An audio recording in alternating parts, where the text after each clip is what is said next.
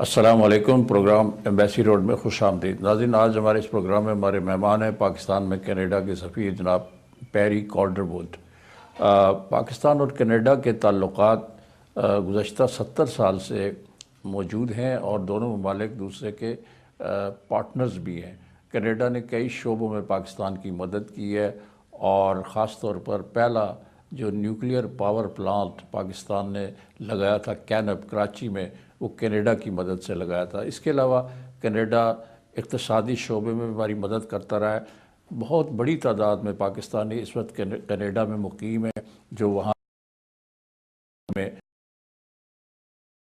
Canada और भी कई शोबों में पाकिस्तान की मदद कर रहा है।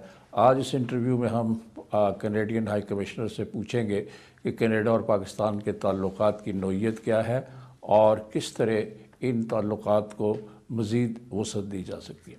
Thank you so much, High Commissioner, for joining us in this program. Assalamu alaikum. It's a pleasure to be here with you. Assalamu alaikum. Wa alaikum salam. You have spent a lot of time in Pakistan, and could you share some of your observations about our society, our people, with our viewers? Well, let me begin with a few words in Urdu, Okay. which I am trying to learn. Mujhe Pakistan pasand hai. मेरे ख्याल में पाकिस्तान एक दिलचस्प मुल्क है और पाकिस्तानी लोग बहुत मेहरबान हैं। मेरे पास बहुत पाकिस्तानी दोस्त हैं। I have many Pakistani friends. To share some of my impressions with you, I have had the opportunity during the last 2 years to travel extensively throughout Pakistan to meet life. In terms of impressions, I think the first thing I would say is I think all Pakistanis should be very proud of many aspects of your country, in particular your very rich and diverse culture. Pakistan has a long history, or the area which is today Pakistan. There have been civilizations here, of course, for centuries and thousands of years, and there really is a very rich history in your country and a rich culture. I've been impressed by the diversity and the dynamism of the arts in Pakistan, music, fashion, Pakistani cuisine, painting, sculpture in other areas. But when I travel around the country, I'm so impressed also by the diversity, how each region has its own distinctive features, its own distinct history, its own languages, in addition to the national language of Urdu. So I think these are all things that Pakistanis should be very proud of, this very rich and diverse culture that you have. And I'm really encouraged to see the way contemporary Pakistani artists in all sectors are inspired by and draw on the rich traditions of your country. Some other observations I would share on the economic side. While Pakistan, like all countries, has economic challenges that it faces, I'm confident that in the long term, Pakistan's economy will continue to grow and Pakistan will become an increasingly important economic actor on the world stage. The sheer size of your country, well over 200 million people, the economy is growing, and I think over time it will offer, your country's economy will offer many opportunities for trade and investment with countries like Canada and other countries around the world. Politically, we're meeting at a very interesting time. Pakistan has its elections coming up on July. Gearing up for elections. Gearing up for elections on July 25th. I think it's a very important moment in Pakistan's history. The elections will be an opportunity for Pakistan to consolidate and strengthen further its electoral democracy. In my travels throughout Pakistan and my meeting with people, I'm very convinced that Pakistanis have a very strong democratic vocation. They really are attached to democratic values. They want to elect their leaders and their representatives, and they want to continue building a society that's inclusive and transparent and based on democratic values. I would say also on the security side, an observation there, my sense is that there has been significant improvement over the recent years, and inshallah this will continue. I think this will continue to improve in the years ahead, and as Pakistan's security becomes stronger, that will be very helpful in terms of economic development and attracting investors and foreign tourists. And the last observation I would share is one thing that really inspires me is the Pakistani youth. Your population is very young. It's a very young population with great energy and dynamism. And I think one of the challenges for Pakistan as a society is to find ways to unleash productively all of that energy and ambition so that the young people of Pakistan can achieve their ambitions and their goals and together build the Pakistan of the future that we all want to see. When we talk about the democracy in Pakistan, and you have mentioned that Pakistan is preparing itself for the fresh election, new elections. What is your view about Pakistan's ability to absorb the democratic values and follow them and strengthen them? Because there are foreign experts, observers who feel that democracy in Pakistan still not very strong. The institutions are weak and they're fledgling. Well, democracy in any country, I would say, is a work in progress. It takes time to develop and to consolidate democratic institutions and democratic culture. In the case of Pakistan, as you know better than I do, there have been disruptions to democracy in the past. But I do believe that Pakistan is now on a course of commitment to democracy. And as I said earlier, I think the elections coming up in July will be an opportunity to strengthen and consolidate that base which is already there. I think most Pakistanis, as I said, are truly committed to democratic values. I think there are many people in institutions of government who are competent and committed. I think the Electoral Commission of Pakistan is committed to running smooth and fair elections. As I said, it's a work in progress. It takes time, but I think things are moving in a positive direction. On the economic front, you mentioned that Pakistan is confronting challenges on this front, which is true. One of the challenges that Pakistan is facing is the energy crisis. And Pakistan has been trying its level best to overcome this energy shortage. Canada in very early days, I mean back in 60s, helped Pakistan overcome the energy crisis. And as I mentioned in my introductory remarks, that Canada built the first ever nuclear power plant in Karachi, Canop. Yes. But since then, there has been no movement on this front. I mean, Canada has not extended a helping hand to Pakistan to increase the production of energy in various fields. Well, you're correct in saying that in the past there has been Canadian development support in the area of energy, including the construction of hydroelectric dams, which date back decades. In terms of development assistance, Canada continues to have a significant presence in Pakistan, but over the years our priorities and the sectors in which we're active evolve and change in consultation with the Pakistani government. And perhaps later in our discussion we can talk about some of our current or recent priority areas. But you're correct, our development assistance is not focused on energy at this time. But that said, something that encourages me a lot is to see that there are Canadian private sector companies that are actively exploring opportunities for investment in renewable energy in Pakistan. Renewable energy such as solar and wind energy. Wind energy, yes. We have several Canadian companies that are looking very seriously at significant investments here. Canada is very strong in the energy sector, everything from hydroelectric power to oil and gas, but increasingly renewable energy, solar and wind are very much the wave of the future, and Pakistan has great potential in those areas. So I think at this time, in looking at the years ahead, our focus will be more on supporting and attracting Canadian companies to invest and to share their technologies to help Pakistan address in the energy sector. In the energy sector, yes. When it comes to production of hydropower or the building of dams, Pakistan is facing a very dire situation these days because there has been a long dry spell. And the global environmental changes are also impacting Pakistan in a negative fashion. So building dams you have a lot of expertise in building dam. So how could you help us in building these dams, water storages, and through them we can produce electricity as well? Well, that's a good question. I'm not a technical expert on energy matters. Certainly Canada would be open to considering any request from Pakistan for assistance along the lines you are suggesting. But as a non-expert, I would say that my impression when I look at Pakistan's economy and energy situation is that it's very important that you diversify your sources of electricity. And as I mentioned, in the area of solar and wind energy. And wind energy, there are parts of Pakistan, parts of Balochistan, for example, that get sun more than 300 days a year.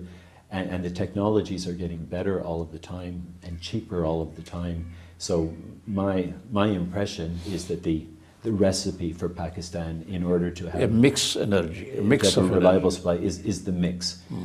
Hydroelectric power is important, but also the solar, the wind, and other sources, and together find the right mix that works for your country, and not to be overly reliant on hydropower or furnace oil and yes. other gas, etc. Yes.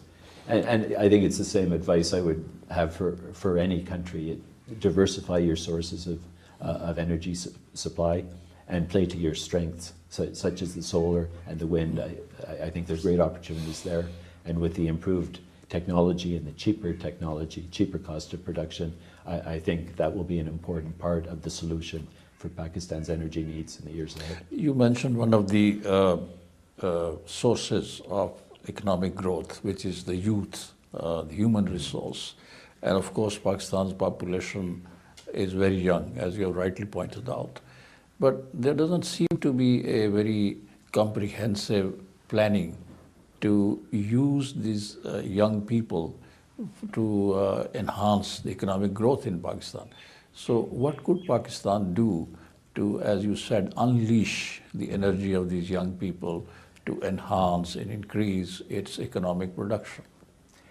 Well, yeah, it's a very big question, and I wish I had a simple answer for it, but I'll just answer by saying it is the challenge for the government, but not just the government. We have to remember the private sector as well. Has to play a very important role, yes. It's in their interest. They need to have skilled employees, skilled labor.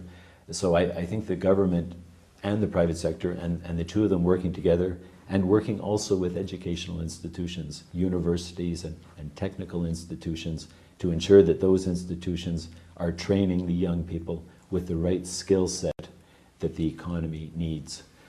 Looking at Canada, we have a very successful tradition now of those three actors working together: governments, the private sector, and the educational institutions, working closely together to identify what are the needs of our economy, where are the sectors that are going to, which are the sectors which are going to grow, and how do we ensure that our young people are encouraged to take the appropriate skills training so that they're prepared to meet those needs. So it's a win-win for everyone. The private sector has the employees they need, the young people have jobs, and the government has tax revenue with people working.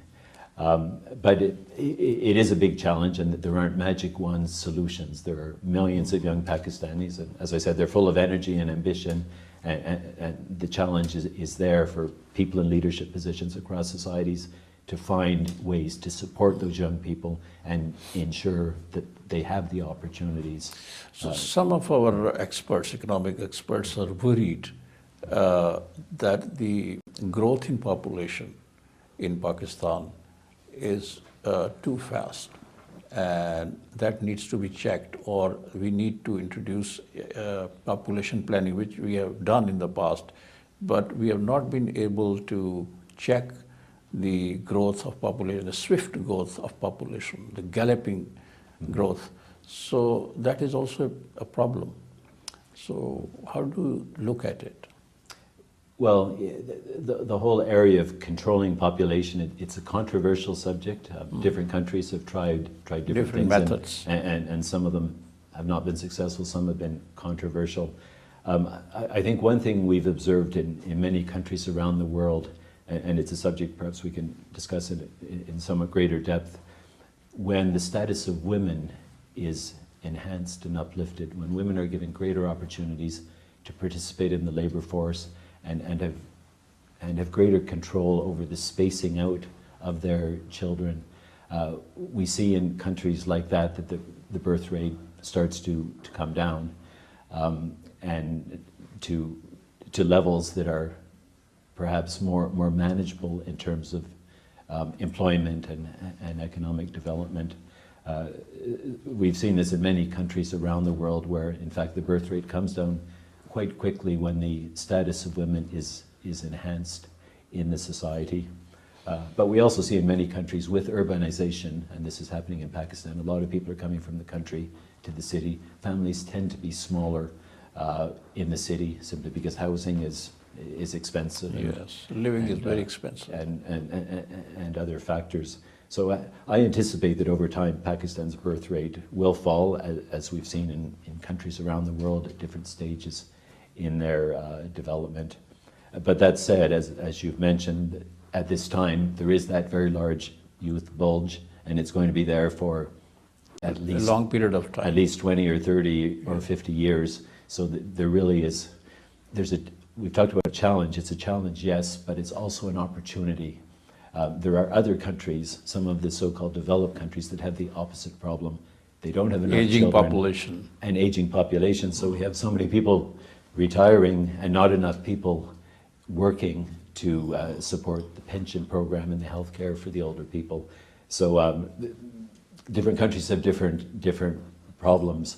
But as I said, I think Pakistan has to look at this youth bulge as an opportunity as well as a challenge. An optimistic angle. And if you can find the mechanisms, the ways to harness that energy, Pakistan will really take off and achieve great things. Thank you. We'll take a short break and then we'll continue this discussion. नाज़रीन, एक मुख्तसर break लेते हैं. Break से वापसी के बाद हम पाकिस्तान में कनाडा के हाई कमिश्नर से गुफ्तगू का सिलसिला जारी रखेंगे.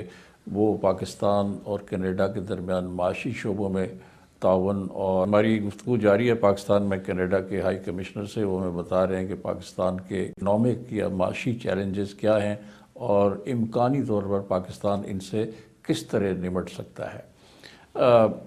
As High Commissioner of Canada, during your stay here, you think that you have contributed significantly to enhance the cooperation between Canada and Pakistan and to strengthen bilateral relations?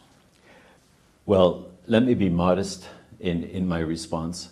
I think the fact is Canada and Pakistan have had a very friendly and a very rich cooperation relationship for decades, since the earliest years of Pakistan's independence. So when I arrived here 2 years ago, I was in the fortunate situation of coming to a country where we already have a very well-established and friendly relationship and tremendous goodwill in both directions, a lot of it drawing on the many people-to-people contacts between the two countries. That said, I do feel that it's been an active 2 years that I've been here. I'll mention a couple of things that have really encouraged me. One is on the trade side. We have seen an upward movement in the volume of trade between our two countries. And as I mentioned before, we are seeing a growing number of Canadian companies taking an interest in Pakistan. We spoke about companies interested in renewable energy, but we're seeing companies in other sectors as well taking an interest in opportunities here. So I find that very encouraging. I'm also pleased that in the last year especially, we've had an increasing frequency of political level contacts between our countries. To give some examples, Pakistan's former Minister of Trade, Minister Malik, visited Canada in February of this year. And then in April of this year, we had a group of 7 Canadian parliamentarians come and spend more than a week in Pakistan to learn more about your country and to meet their counterparts and others. We had the Deputy Nawa-i-Waqt. They visited Canada. They visited Canada on a study tour just about a month ago.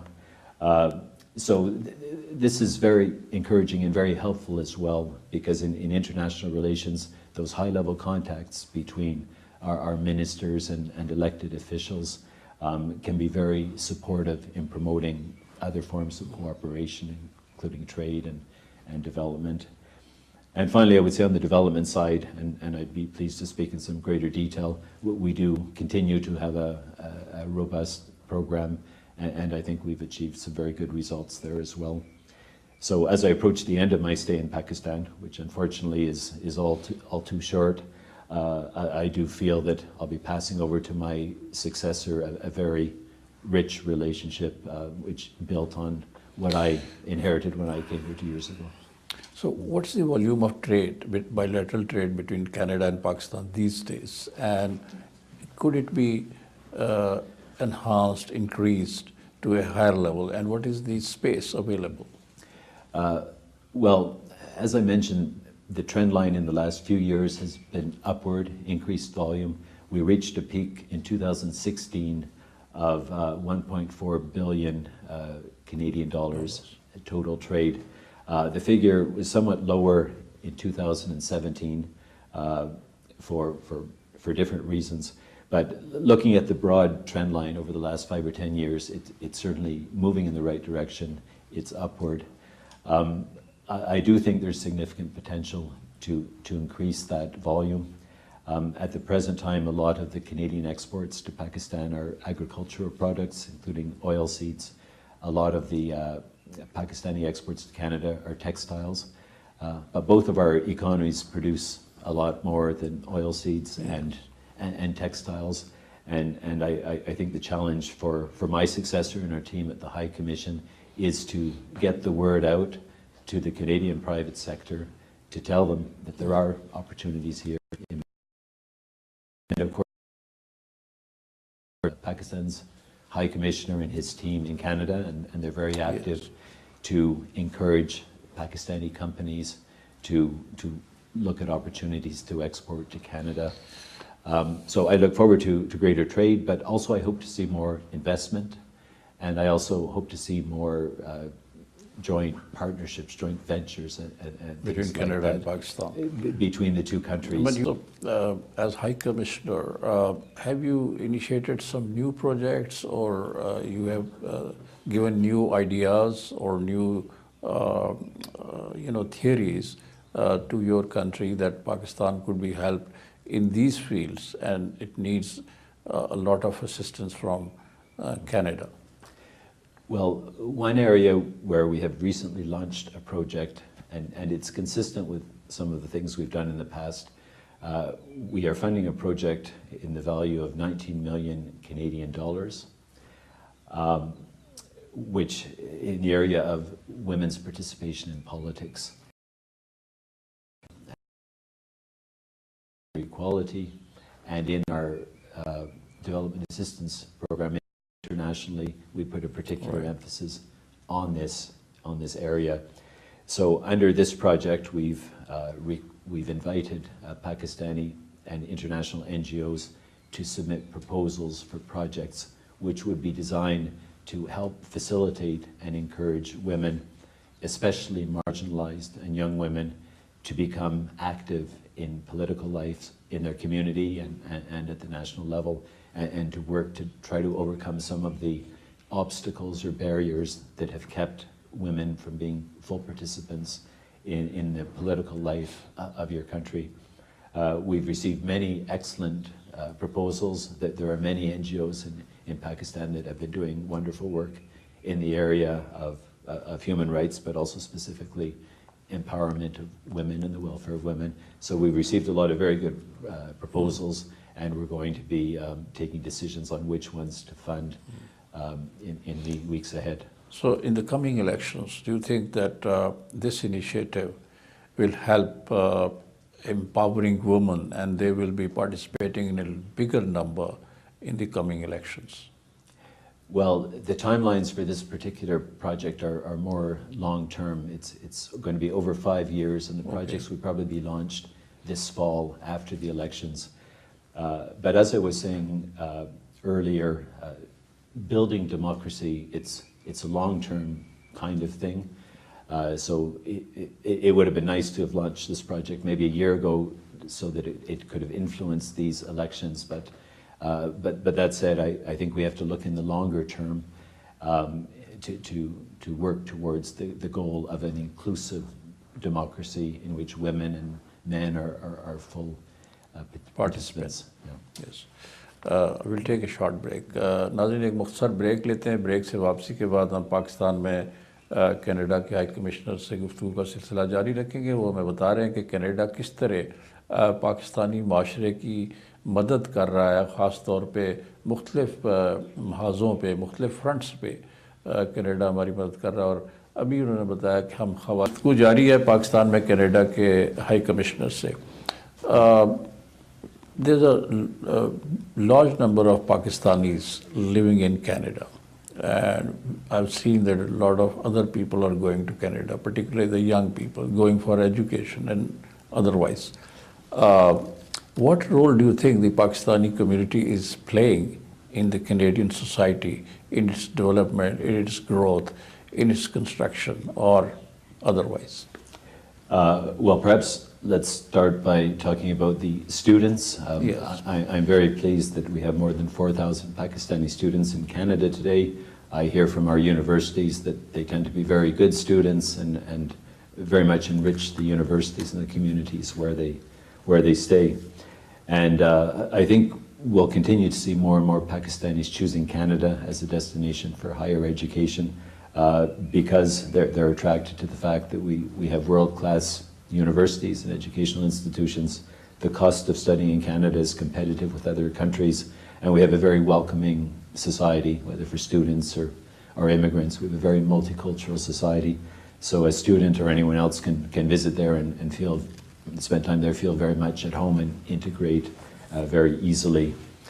With regard to the Pakistani Canadians, you're correct that we have a large number of Canadians of Pakistani heritage.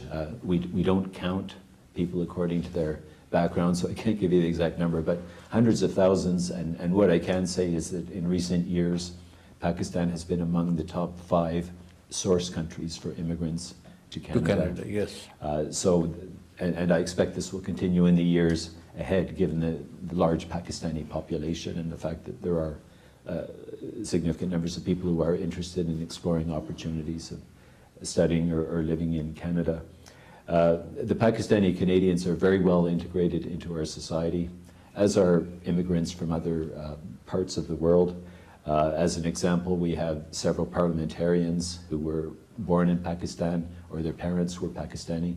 We have 1 senator Yes. and 2 members of the House of Commons. In our provinces as well, there are several elected people of Pakistani heritage. Also in our private sector, we're seeing a lot of Pakistanis in senior positions.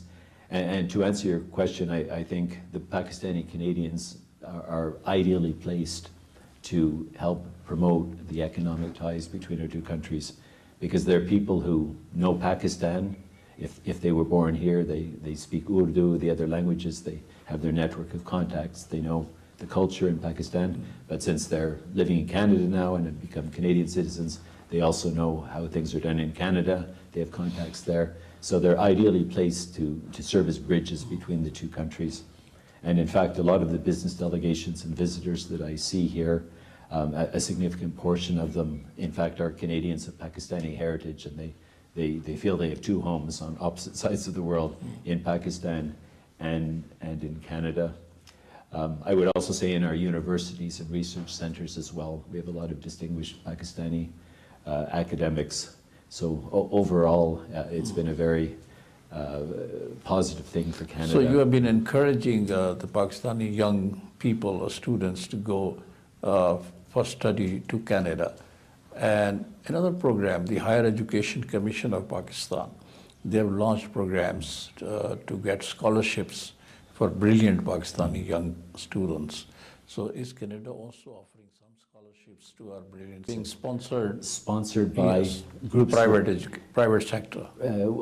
well, I wouldn't say private sector, groups of Canadians. Yes. And we have a system whereby any group of citizens, and it could be 5 or 6 people, or it could be 30 or 40, or or more. Any group, and it may be neighbors or maybe people who go to the same mosque or the same church or the synagogue, they get together and form a committee, and then they go to the government and say, we would like to sponsor a family from Syria. And they have obligations. That group is responsible for raising enough funds to support the refugee family for its first year when the family arrives in Canada. But more important to that, and this is one of the keys, I think, to the success of our program, is that the group who sponsors the family provides emotional support as well, and all kinds of support in terms of the integration. So when the Syrian family arrives in Canada, not speaking English or not speaking French, those are our two official languages, never having been in a cold climate before, the committee that sponsors them provides them with friendship, helps them learn the language, helps enroll the children in school. And help them get adjusted to the new environment. Help them adjust, help the parents find a job. So they're not there on their own in a very strange environment. They have that circle of support from the day that they arrive. And when they arrive, and I know about it because I used to be part of one of these groups when I last lived in Canada, when the family arrives, these people will meet the family at the airport. So from the moment they arrive, they get a warm welcome, and then they're taken to the home, which has been provided by that group. Their children are enrolled in school, the parents are helped find a job, they're helped with language training, and on and on. In fact, it's so successful that in recent years, Canada has been sharing information with other Western countries, because some countries have had difficulties. They were reluctant to take them. Well, they've been, in some cases, refugees have arrived and have had problems integrating in the society. So this Canadian model has been a very successful one and has attracted the interest of other countries. I also want to say on the subject of refugees, I commend Pakistan for the fact that Pakistan has hosted very large numbers Afghan refugees particularly. Afghan refugees especially for decades, and Pakistan deserves a lot of credit for that. I'm pleased that Canada modestly has tried to be helpful by providing some funding. We've provided about 60 million Canadian dollars through UNHCR over the last 5 years, through the UN agencies, also through the International Committee of Red Cross, and through some NGOs such as Oxfam and Vision and Care Canada, funding to help support the refugees and also the internally displaced people in Pakistan, such as those from Fatah who had to leave and Waziristan, etc. And now returning. So that small support we've given to Pakistan is in solidarity with your country's efforts and commendable welcoming of those Afghan refugees until such time as they're able to safely return home. Thank you, Commissioner. नाज़रीन, आज इस programme में आपने पाकिस्तान में Canada के high commissioner की गुफ्तगू सुनी। उन्होंने हमें कनाडा और पाकिस्तान के सफारती ताल्लुकात की तारीख़, मईशत के शोबे में कनाडा की तरफ से पाकिस्तान को जो इमदाद दी जाती रही है उसके हवाले से, और उन मुस्तक़बिल में क्या इम्कानात है पाकिस्तान और कनाडा के माशी महाज पर एक दूसरे से ताउन करने के। उन्होंने कहा है कि तजारत में काफ़ी इजाफा हो चुका है पाकिस्तान और कनाडा की दो तरफ़ा तजारत के हवाले से। फिर उन्होंने ये भी बताया कि पाकिस्तानी तलबा बड़ी तादाद में कनाडा जा रहे हैं जो वहाँ तालीम हासिल कर रहे हैं और वो कनेडियन माशरे का हिस्सा बन रहे हैं। उन्होंने ये में खासतौर पर शाम से जो माजरीन आ रहे हैं उनको किस तरह कनाडा ने वेलकम किया है, उनका खैर मकदम किया है और वो कनेडियन माशरे का हिस्सा बन रहे हैं। वो करके जा रहे हैं और उससे पहले उन्होंने ये ख्यालात का इजहार किया और अपने व्यूज़ हमारे साथ शेयर किए। इसी के साथ ये प्रोग्राम ख़त्म होता है। जावेद सिद्दीक़ को इजाज़त दीजिए। खुदा हाफिज़। Thank you very much. बहुत शुक्रिया आपका। Thank you very much.